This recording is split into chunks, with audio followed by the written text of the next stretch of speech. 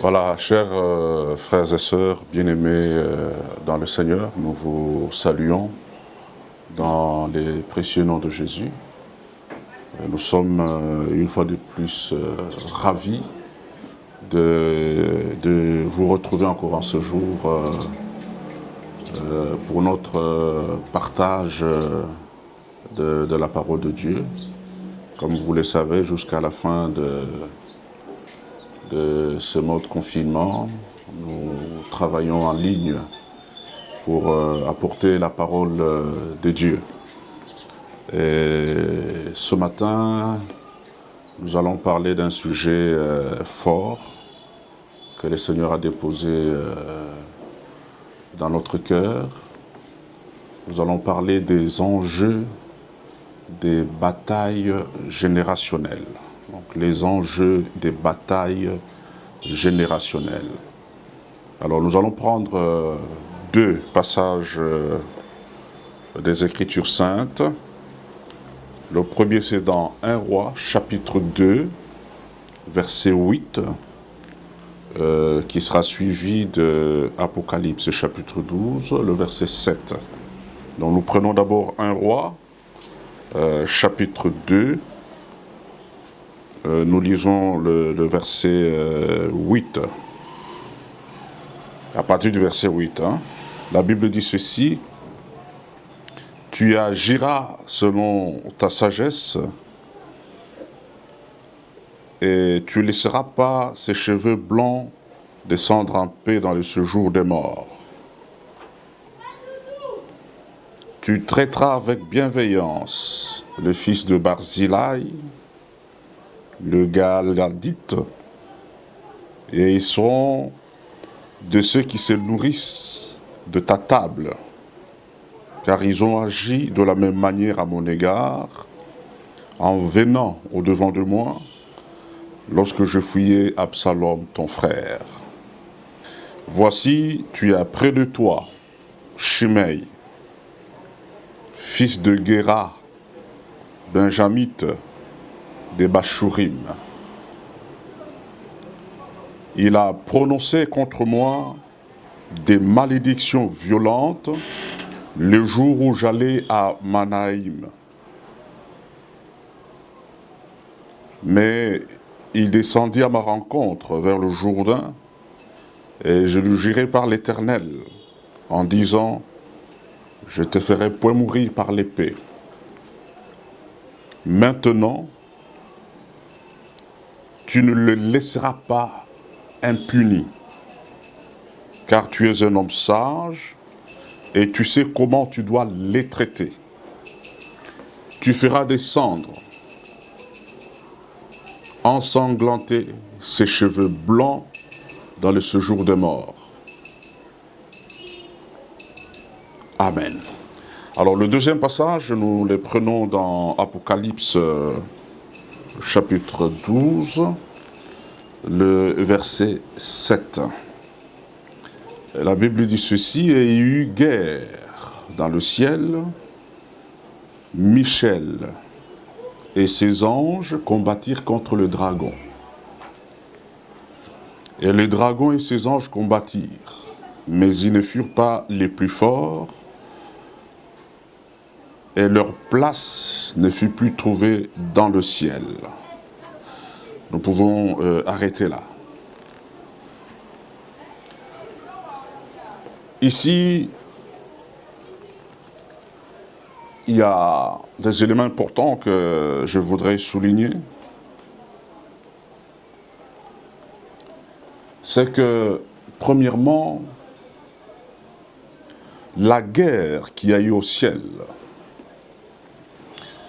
s'est passée entre Michel et ses anges. Quand on parle de Michel, c'est Michael, l'ange Michael, l'archange de la guerre, les commandants de la guerre, et le dragon, qui est le diable, et ses anges aussi.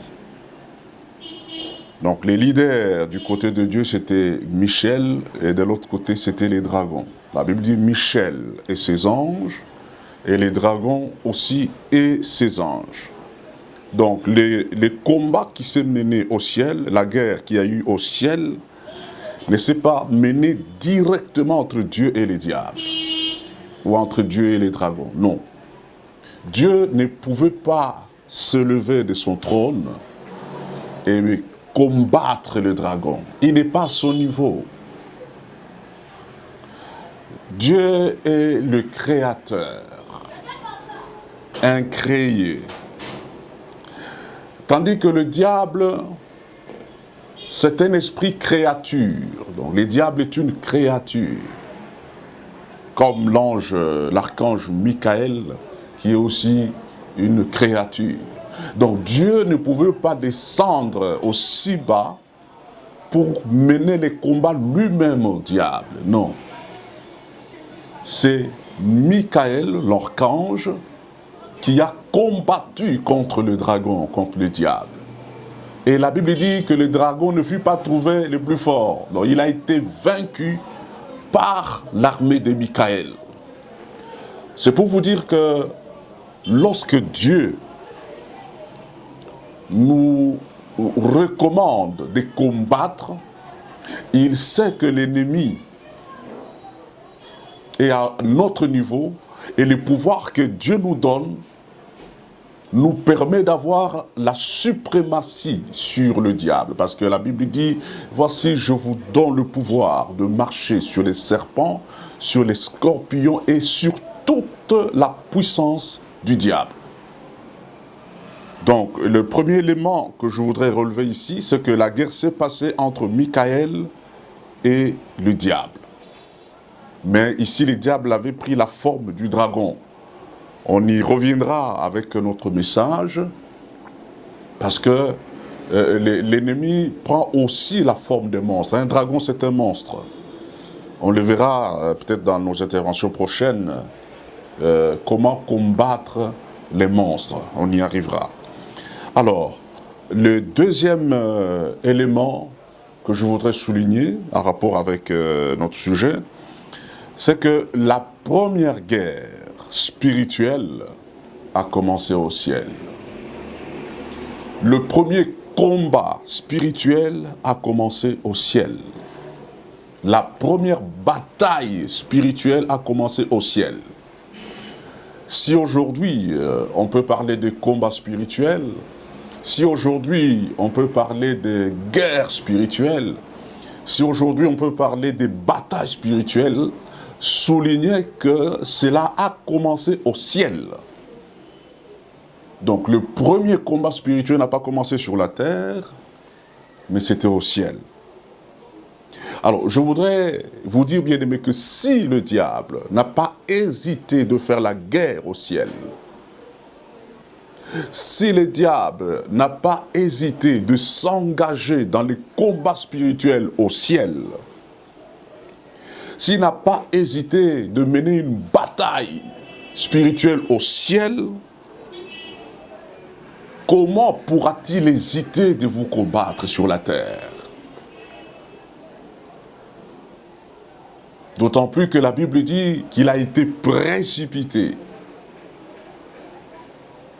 Et puis la Bible précise encore et dit, malheur à la terre, car l'ennemi est descendu animé d'une grande colère, sachant qu'il a peu de temps. Donc, si le diable a eu ce courage, cette audace de mener la guerre au ciel, croyez-moi, il ne peut pas hésiter de mener la guerre à votre vie. Il ne peut pas hésiter de combattre votre vie. Il ne peut pas hésiter de mener la guerre à votre mariage, de faire la guerre à votre foyer, de combattre votre foyer. Il ne peut pas hésiter de combattre vos enfants. Il ne peut pas hésiter de combattre vos affaires. Il ne peut pas hésiter de combattre vos entreprises. Il ne peut pas hésiter de combattre vos projets. Il ne peut pas hésiter de combattre votre santé.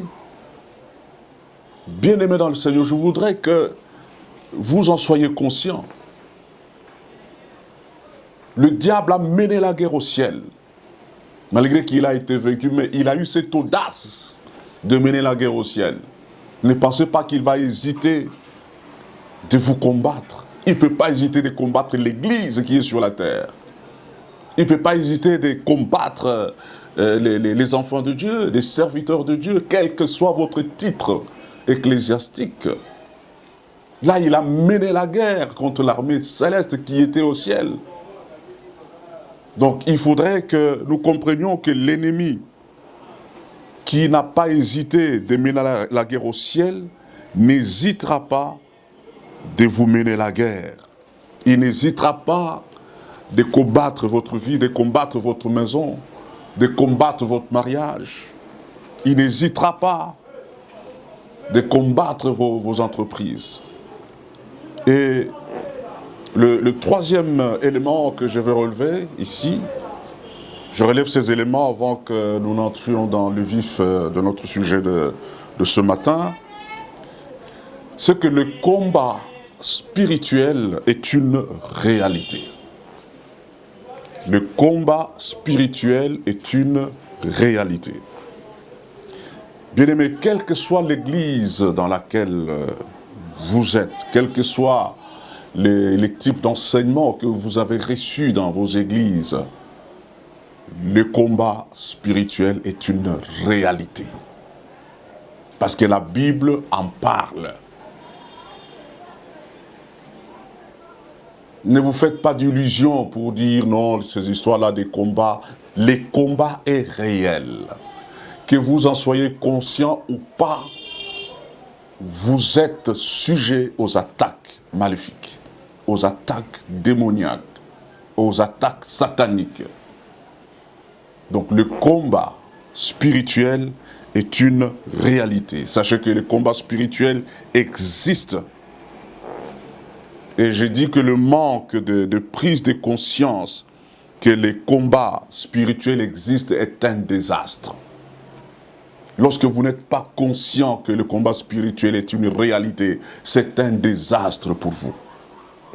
Dans Éphésiens chapitre 6, la Bible en parle, elle dit que nous n'avons pas à combattre contre la chair et le sang. Il y a une version qui précise même, qui dit que nous n'avons pas à combattre seulement contre la chair et le sang, mais aussi contre les dominations, les principautés, les autorités, les esprits méchants dans les lieux célestes. Il dit, c'est pourquoi prenez toutes les armes de Dieu. Donc, déjà par ce passage, nous comprenons que le combat spirituel est une réalité. Alors, quatrième élément, c'est que les combats spirituels n'ont pas les mêmes niveaux. Les combats spirituels n'ont pas les mêmes enjeux. Les combats spirituels n'ont pas les mêmes envergures. Non. Il y a plusieurs niveaux de combats spirituels. Il y a plusieurs enjeux dans les combats spirituels. Ils n'ont pas les mêmes enjeux, ils n'ont pas les mêmes niveaux, ils n'ont pas les mêmes envergures.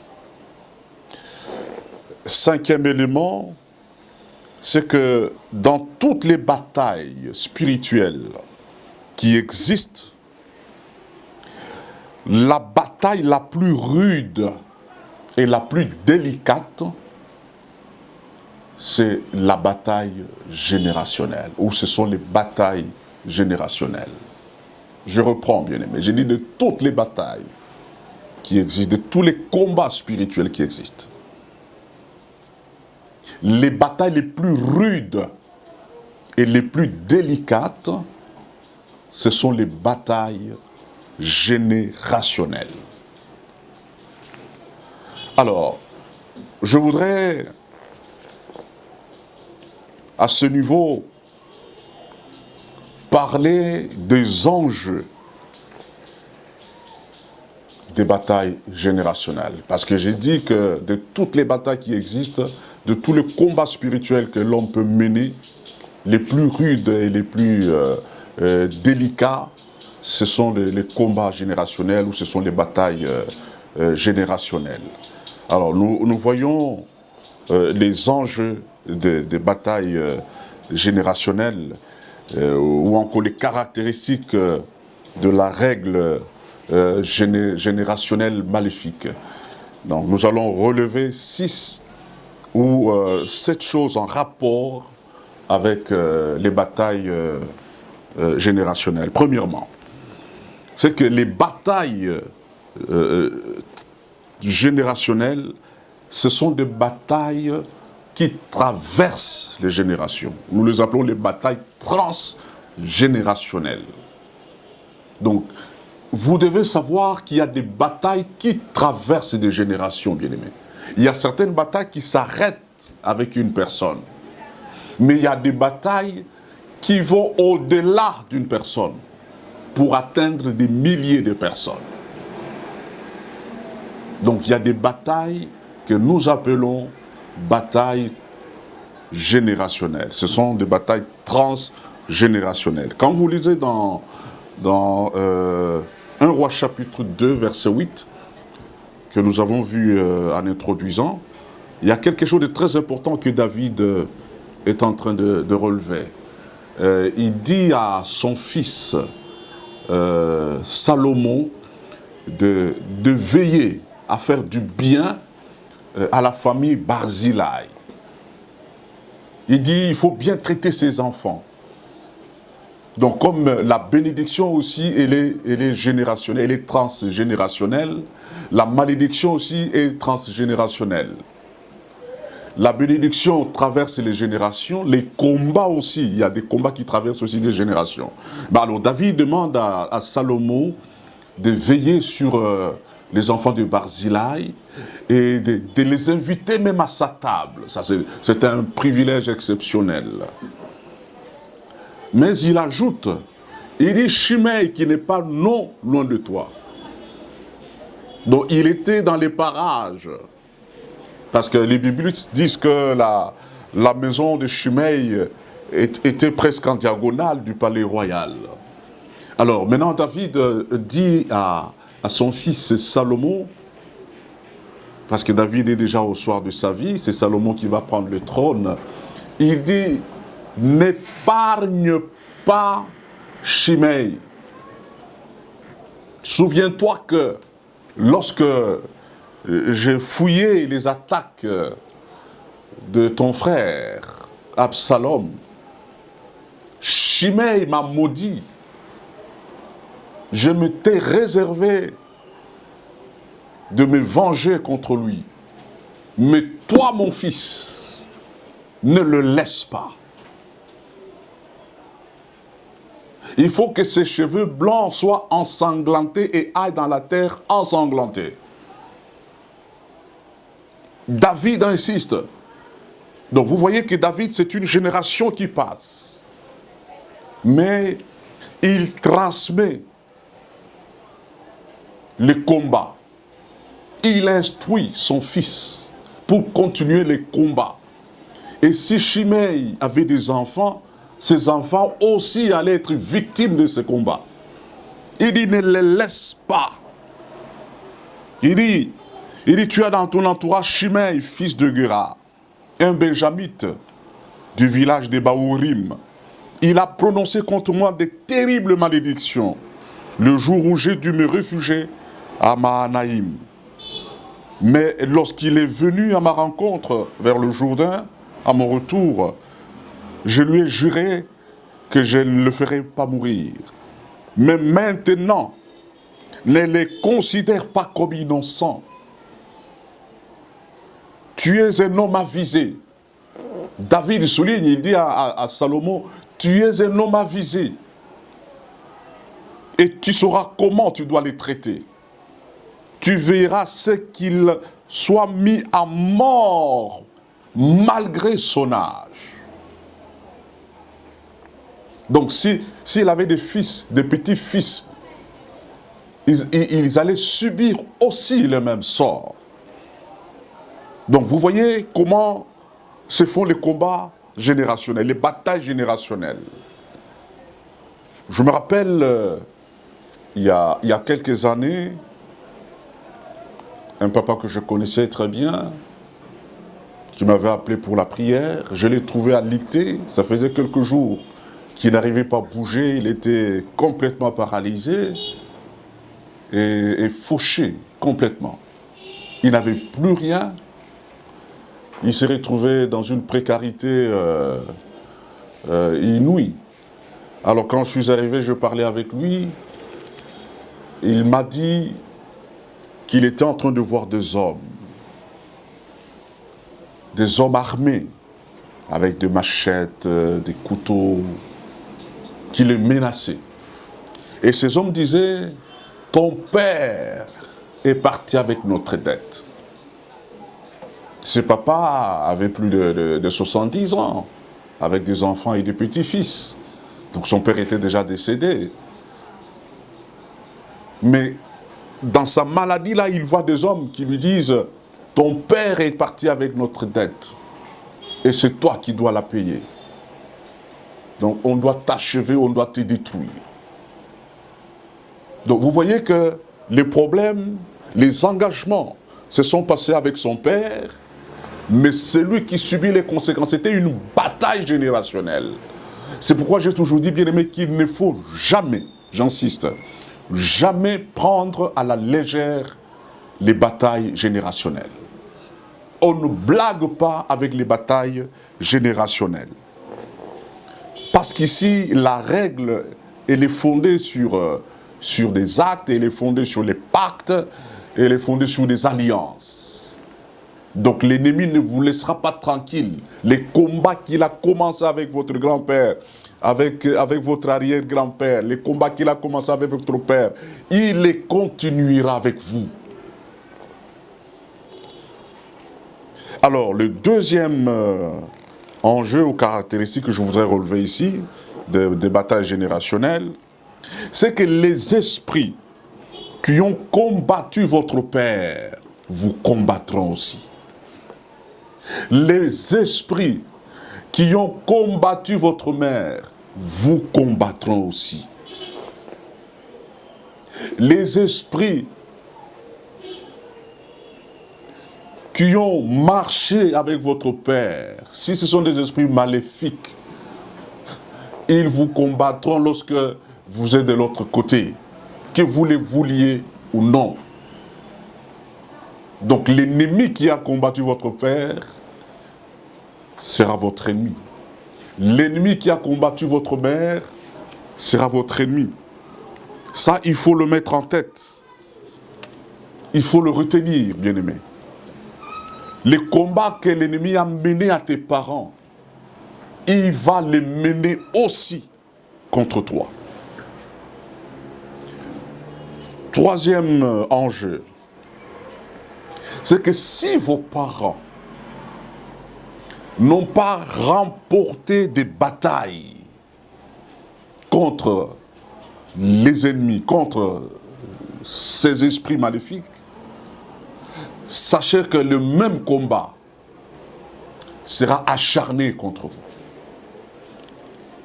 Donc, si vos parents n'ont pas remporté ces batailles, vous aurez aussi affaire aux mêmes batailles. David, prenons l'exemple toujours de David. Après la mort de David, la Bible précise que Israël est resté longtemps dans la paix. Les Philistins, la Bible dit les Philistins, ne sont pas venus combattre Israël. Pourquoi? Parce que David les avait vaincus. Israël a vécu en paix pendant une longue période. Il y a eu les repos de tous côtés, comme la Bible en parle. Pourquoi? Parce que David avait vaincu, il avait écrasé, il avait détruit les Philistins. Il ne pouvait plus avoir le courage d'attaquer. Même après la mort de David. C'est pour vous dire, bien-aimés, que si vos parents n'ont pas vaincu ces esprits, sachez que ces esprits seront à vos trousses. Seront à vos trousses. C'est pourquoi j'ai toujours dit que dans la vie, bien-aimé, il faut être conscient de certaines choses. Ce qui a vaincu votre père vous combattra. Ce qui a vaincu votre mère vous combattra. Tout pouvoir qui n'a pas été vaincu par tes parents sera tes trousses. Mais tout pouvoir qui a été vaincu par tes parents, automatiquement, cette victoire, elle va aussi se manifester dans ta vie. Quatrième enjeu, c'est que la lignée parentale détermine aussi les types de batailles que vous allez mener. Je le redis, la lignée parentale détermine les genres de combats. La lignée parentale détermine les types de batailles que vous allez mener.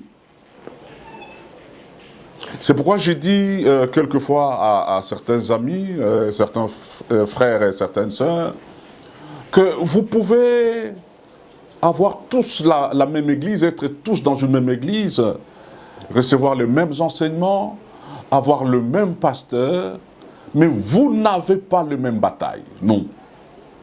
Vous n'avez pas les mêmes combats, non. Voilà pourquoi dans la vie, il ne faut pas être un suiveur aveugle, être derrière les gens. Certaines personnes qui peut-être n'ont même pas la vie de prière, ils n'ont pas une vie de consécration particulière, mais apparemment les choses marchent, ils ne fournissent aucun effort dans la vie, mais les choses semblent évoluer, ils semblent s'en sortir dans la vie. Ah, vous vous dites aussi, mais écoutez, lui, il ne prie pas beaucoup, mais ça marche, donc bon, à quoi bon beaucoup prier, bon. Je fais ma confiance en Dieu, puis c'est fini. Et pourquoi combattre tout ça?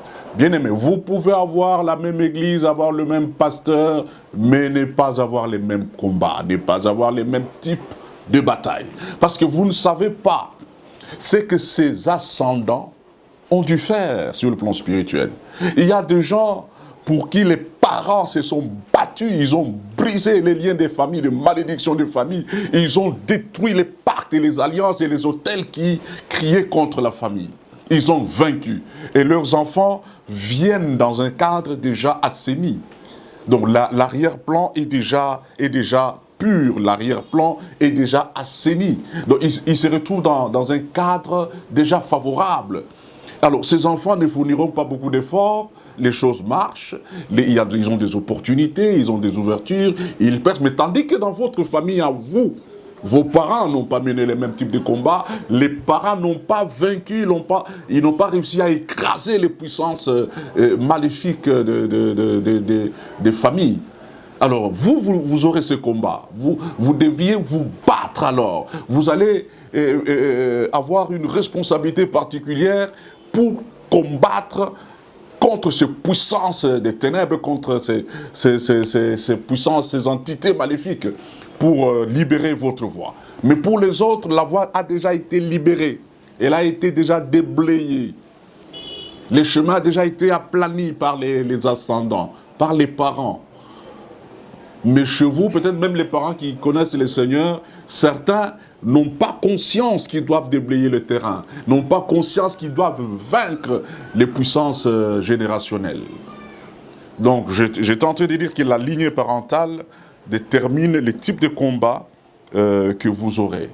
Voyez un peu Abraham. Abraham a eu des problèmes. Il a des problèmes parce que, en fuyant la famine, il se retrouve dans une contrée. Sa femme est enviée par le roi. On l'a fait venir même au palais royal.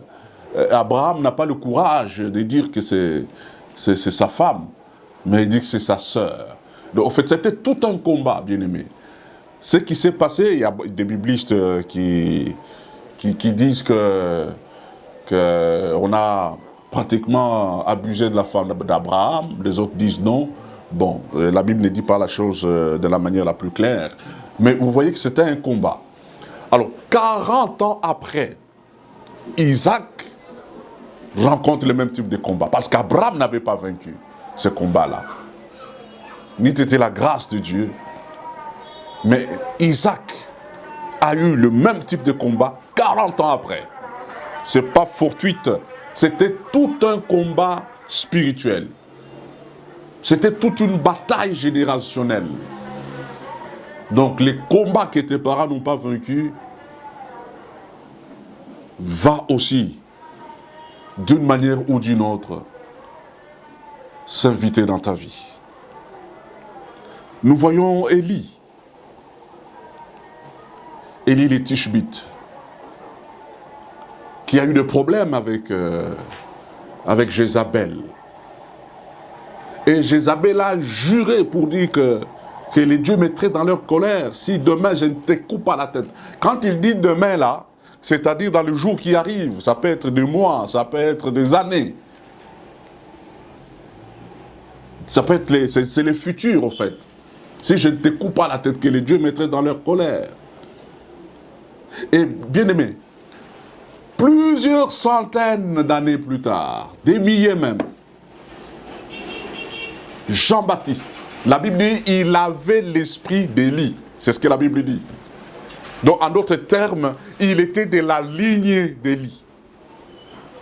L'esprit de Jézabel a opéré.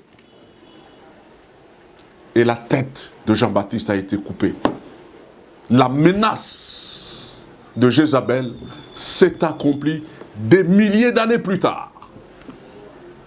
J'aimerais vous dire, bien-aimés,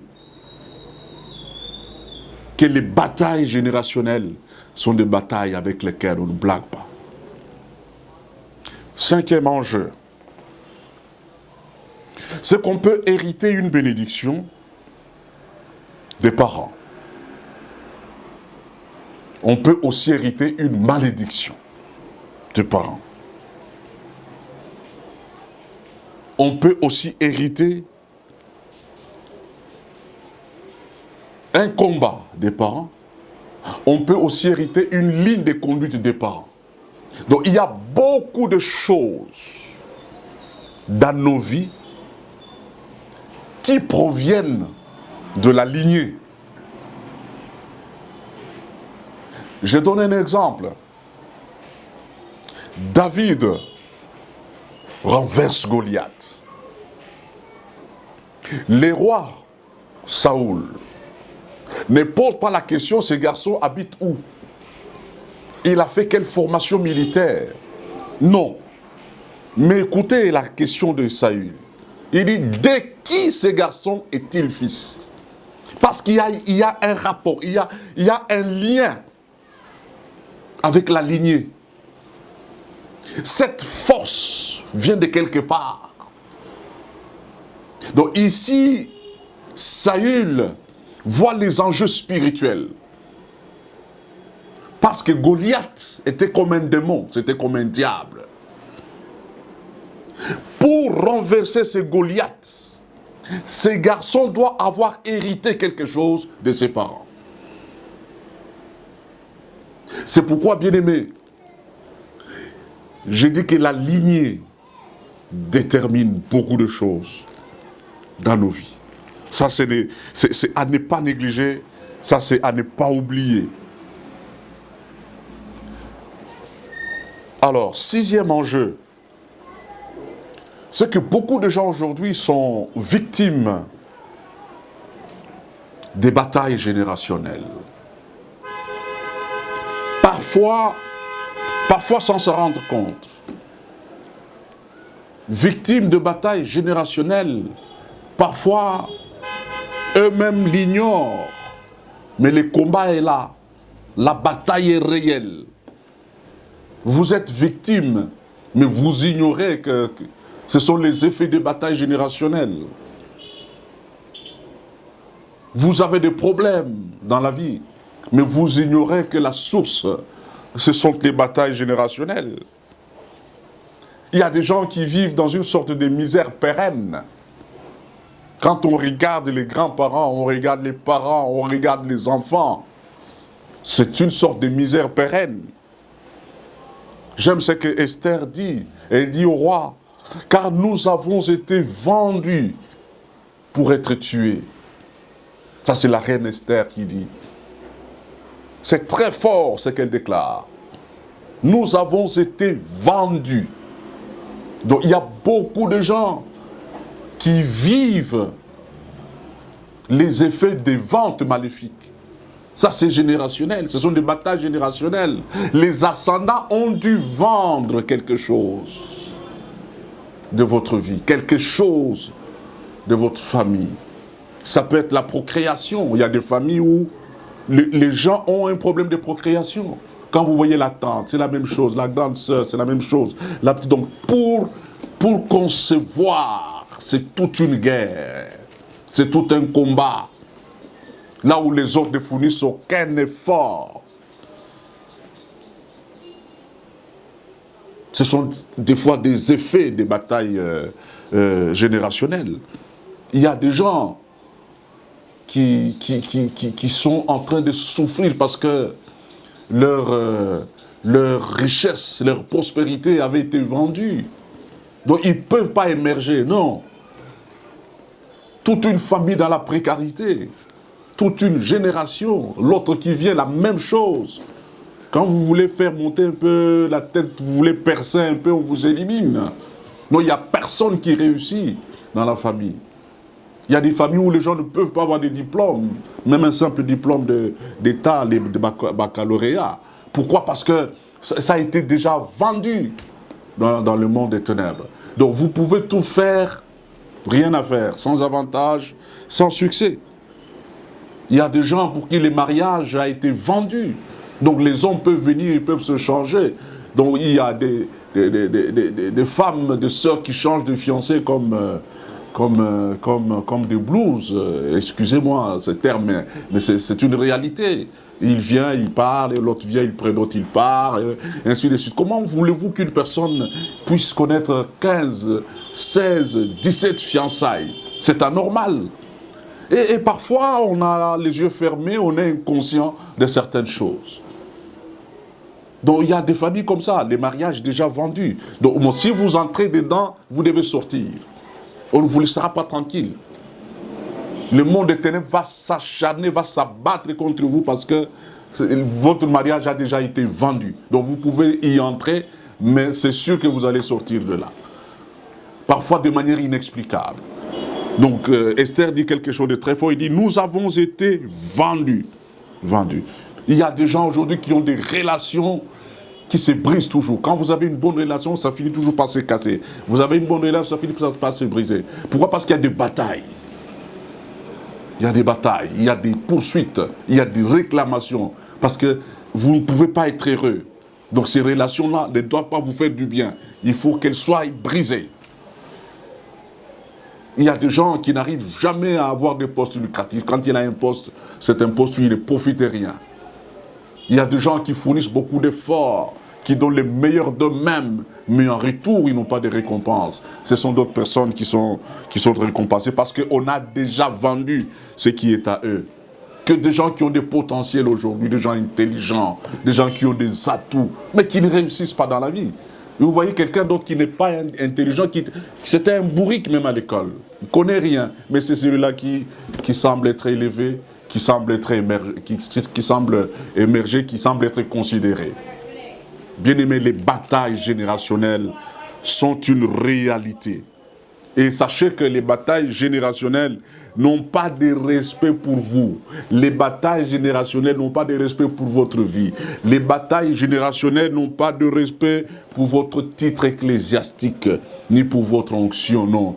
Nous avons vu même des hommes de Dieu, des serviteurs de Dieu, être victimes des batailles générationnelles parce qu'ils n'étaient pas conscients qu'il faut mener la bataille jusqu'à remporter la victoire. Je connais un ami pasteur qui a eu beaucoup de problèmes dans son ministère. Il n'arrivait pas à émerger et lorsqu'il a compris, Dieu lui a révélé qu'il s'agissait de batailles générationnelles. Il s'est lancé dans la bataille, il a combattu, il a lutté jusqu'à se libérer complètement et les choses ont commencé à s'ouvrir, les portes ont commencé à s'ouvrir. Donc bien aimé, vous pouvez être victime de batailles générationnelles même en étant serviteur de Dieu. Il y a beaucoup de choses qui se passent, que de bonheur détourné aujourd'hui. Vous êtes juste à 2 minutes de recevoir une bénédiction et puis tout s'effondre. Donc les choses que vous étiez destinées se retrouvent entre les mains de quelqu'un d'autre. Un avantage qui était à vous, malheureusement, est détourné, c'est quelqu'un d'autre qui en profite. Donc il y a tant de bonheur détourné, ce sont des signes généralement de batailles générationnelles. des pertes mystérieuses. Tu perds des choses et tu es incapable d'expliquer comment. Comment tu as perdu cette relation, comment tu as perdu ces relations, comment tu perds l'argent, comment tu as perdu ce travail, comment tu as perdu ces opportunités. Tu es incapable d'expliquer. Des efforts inondés, des variétés humiliantes et honteuses. Donc les diables fait que des choses humiliantes s'invitent dans ta vie pour attirer l'opprobre sur toi. Des habitudes d'inachevées. Donc tout ce que tu fais, tu n'arrives jamais jusqu'au bout. Quand tu commences, ça s'arrête. Même la maison que tu as juste mis la fondation, tout s'arrête. Donc pour le monde des ténèbres, tu ne peux pas aller au-delà. Ça, ce sont des signes de bataille générationnelle. Une vie d'instabilité. Il y a des gens, autant d'années, ils sont toujours instables. Vous les connaissez depuis 1990, ils sont les mêmes jusqu'aujourd'hui. Ils étaient mendiants depuis 1990 jusqu'en 2020. Leur vie, c'est toujours une vie de mendicité, une instabilité à outrance. Bien-aimé, ça doit changer. Il faut que ça change. J'aimerais que vous soyez révoltés dans votre esprit. Quelqu'un dit que ce sont les révolutionnaires qui changent les choses. Révoltez-vous et soyez révolutionnaires pour que ça change. Ces batailles doivent s'arrêter. Comment vous n'arrivez pas à jouir pleinement de votre vie? Et pourtant le Seigneur a dit qu'il est venu afin que les brebis aient la vie et qu'ils en aient en abondance. Donc, que vous puissiez jouir pleinement de votre vie. Enfin, on va terminer avec les paramètres de libération des situations générationnelles. Donc, les paramètres de libération des situations générationnelles.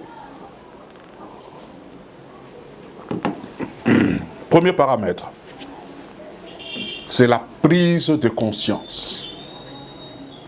Bien-aimés, sans prise de conscience, rien ne peut changer. Ne fermez pas les yeux sur ce qui se passe dans votre vie. Ne fermez pas les yeux sur ce qui se passe dans votre famille, sur les réalités de votre famille. Ne cherchez pas à caresser votre esprit parce que vous avez un petit travail qui vous a permis d'acheter une petite voiture, mais dans les autres domaines, c'est coincé, c'est bloqué dans le mariage, c'est l'enfer depuis des années. Et quand tu regardes dans la vie de toutes tes sœurs, tous tes frères, c'est la même chose, et tu fermes les yeux. Non, bien-aimé. Tu cherches à faire semblant en adoptant des attitudes ostentatoires. Non, bien-aimé. Il faut être conscient que ça ne va pas et chercher à redresser les choses. Alors, deuxième paramètre, c'est faire l'évaluation. L'évaluation est très importante dans le fonctionnement spirituel. Même Jésus l'a fait. Même Dieu lui-même à la création. Le jour 1, après avoir créé, il a fait une évaluation. Il a fait un bilan, il a fait une évaluation. Il faut apprendre à faire une évaluation, bien-aimé. Il faut apprendre, j'ai toujours dit qu'il faut apprendre à s'auto-évaluer sans complaisance. Et c'est un peu d'évaluer ta vie. Regarde. Sur les 10 domaines, combien de domaines marchent? Tu n'as que peut-être un seul domaine. Les autres, c'est coincé, c'est bloqué, c'est barricadé complètement. Un peu comme Jéricho, pas d'entrée, pas de sortie.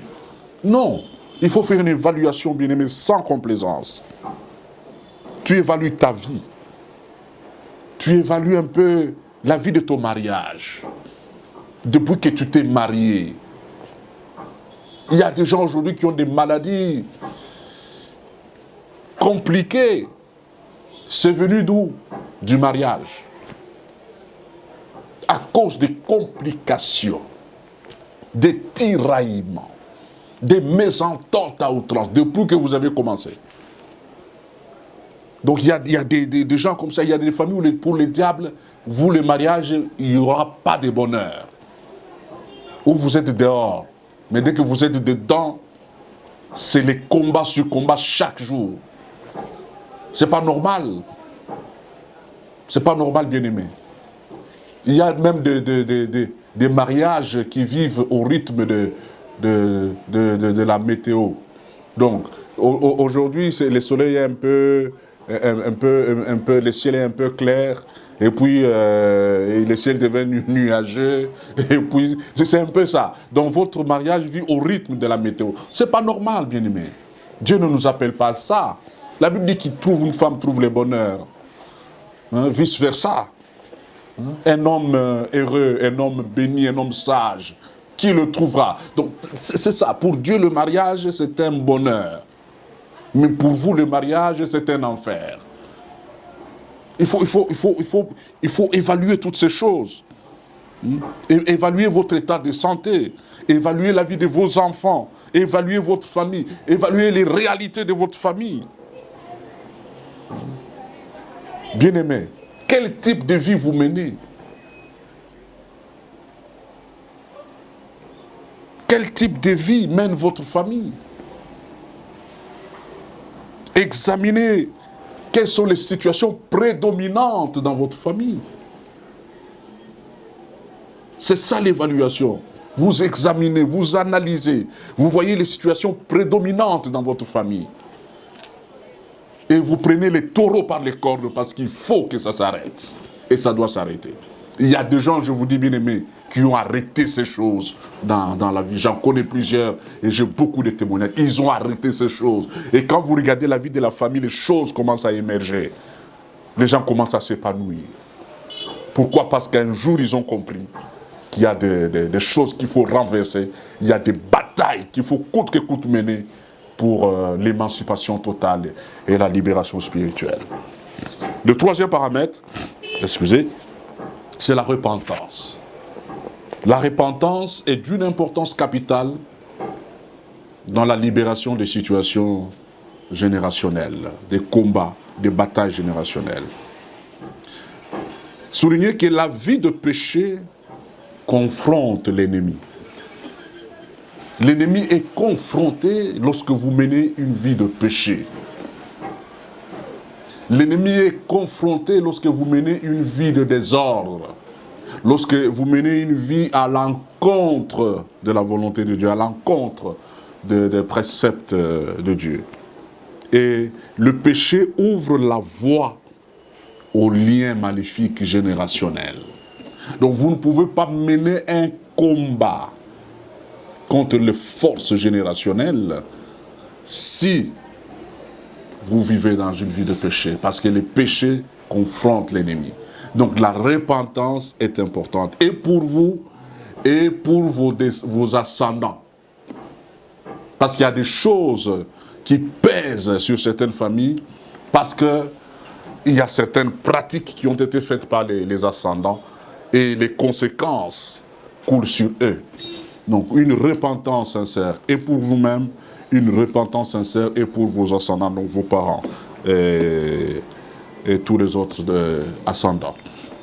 Quatrième paramètre, déterminant dans la libération des situations générationnelles, il faut apprendre à se libérer des implications spirituelles de notre appartenance biologique. J'insiste là-dessus. Apprendre à se libérer des implications spirituelles de notre appartenance biologique. Parce que de par notre appartenance biologique, il y a des implications spirituelles. C'est pourquoi, j'ai donné l'exemple de David, et le roi Saül dit, de qui est-il fils? Parce que ce sont les implications spirituelles. Il y a plusieurs exemples, bien-aimés, des implications spirituelles de notre appartenance biologique. Quand vous allez dans Genèse chapitre 12, Dieu dit à Abraham, va-t'en de ton pays, de ta patrie, va-t'en de la maison de ton père. Parce que Dieu savait qu'il y avait des implications spirituelles Donc il faut sortir de la maison de son père.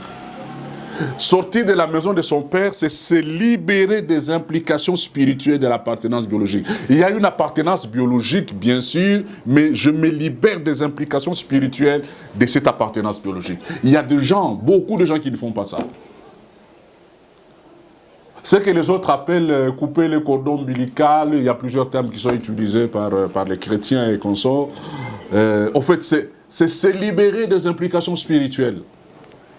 Donc il faut se libérer. J'appartiens à la famille X, j'appartiens à la famille Y, ce sont mes frères, ce sont mes sœurs.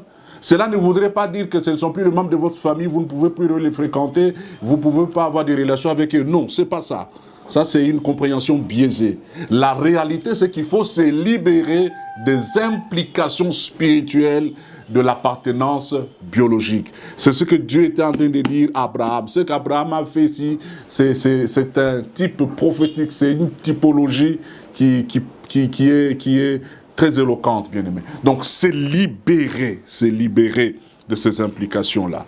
Quand vous lisez dans Nombre, chapitre 16, verset 32, il y a quelque chose de très important là-bas.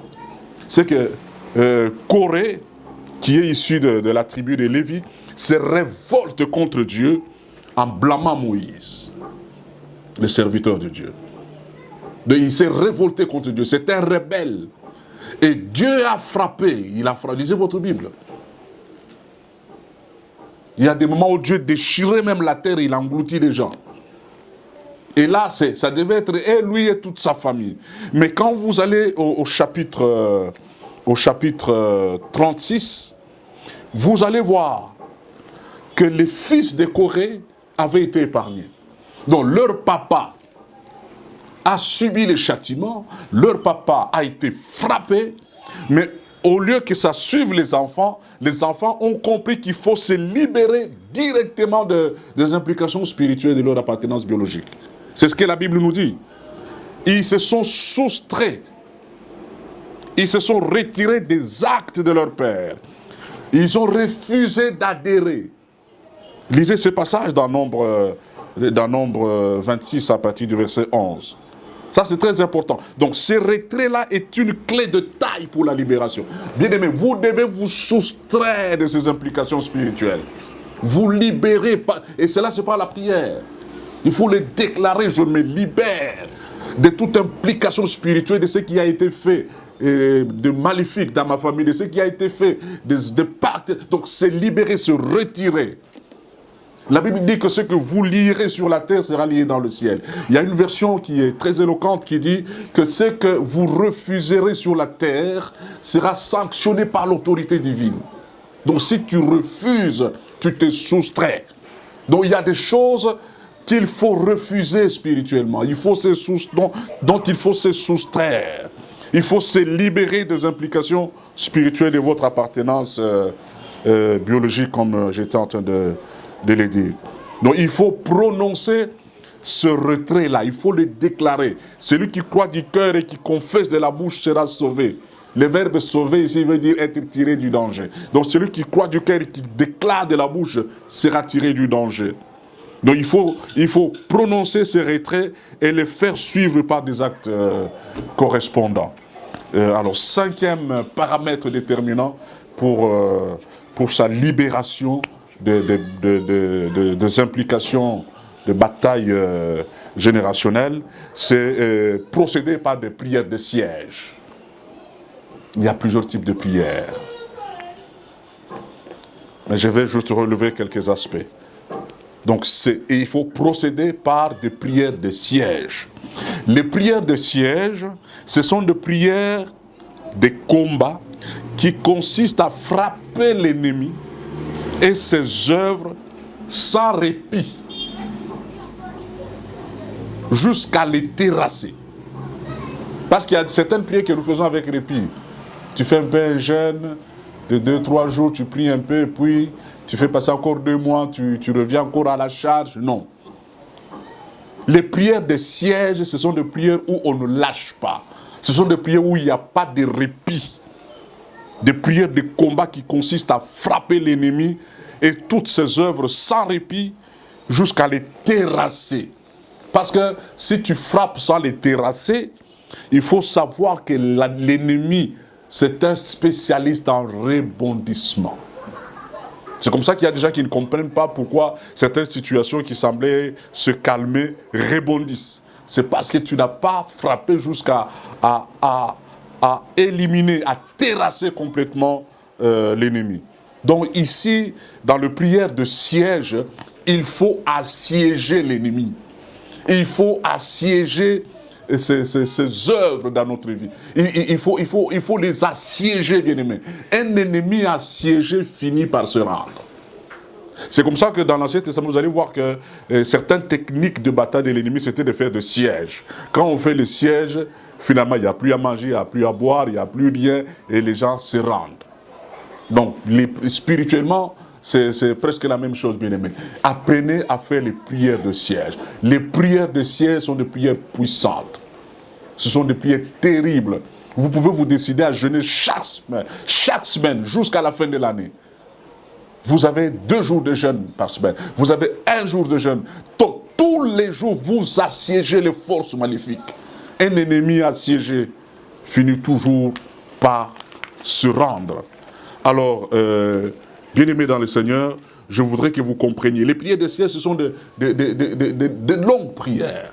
Un peu comme ce que Jésus a fait à Gethsémani. Ce sont les prières de Gethsémani. Il a prié à telle enseigne que sa sueur est devenue comme les grumeaux de sang. As-tu déjà fait cette prière? C'est comme ça que Jésus nous dit, jusqu'à présent, vous n'avez pas encore prié. Priez pour que votre joie soit parfaite. Quand il dit ça aux disciples, il priait déjà. Je crois qu'il pouvait poser la question au Seigneur, mais nous prions.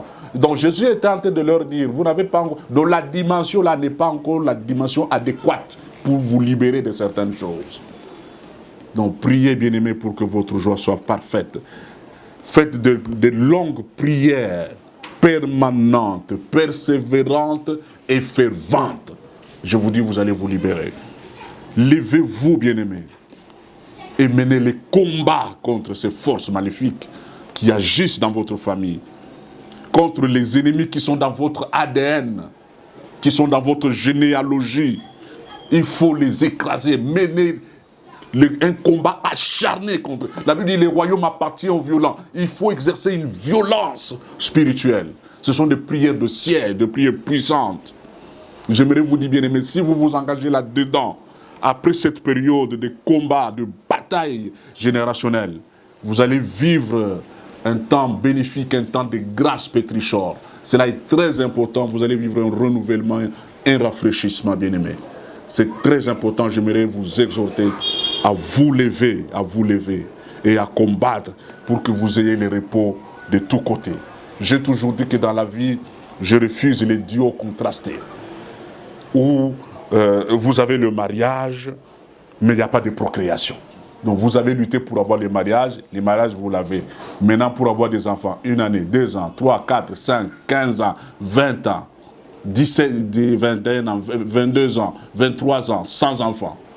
Ça, ce sont des duos contrastés. Donc les mariages, vous l'avez, mais pas de procréation. Vous avez un emploi, mais les mariages ne viennent pas. Vous cherchez même n'importe qui, hein, ma soeur, vous cherchez n'importe qui, que vous allez nettoyer. Comme certaines sœurs les disent, si je peux trouver n'importe qui, je vais les nettoyer. Mais même celui qu'il faut nettoyer là, il ne vient même pas. Vous ne le voyez pas. Mais vous avez un bon emploi, mais les mariages ne viennent pas.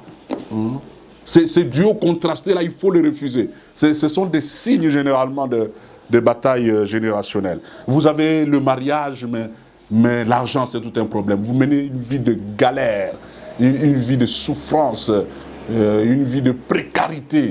Et le mariage est là, mais quelle souffrance dans le mariage. Parce que vous n'avez rien, vous n'avez pas d'argent. Peut-être que vous vous entendez même, ça va, c'est bien, il y a le calme, mais vous n'attrapez pas l'argent. Autant d'années, c'est anormal. Il faut se lever et mener un combat. Il faut mener un combat.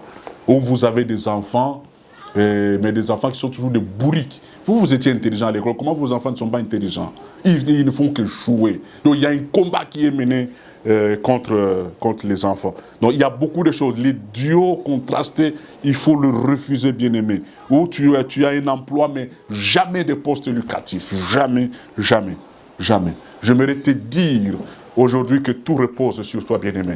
Décide-toi de t'élever et de faire des prières sièges jusqu'à la libération totale.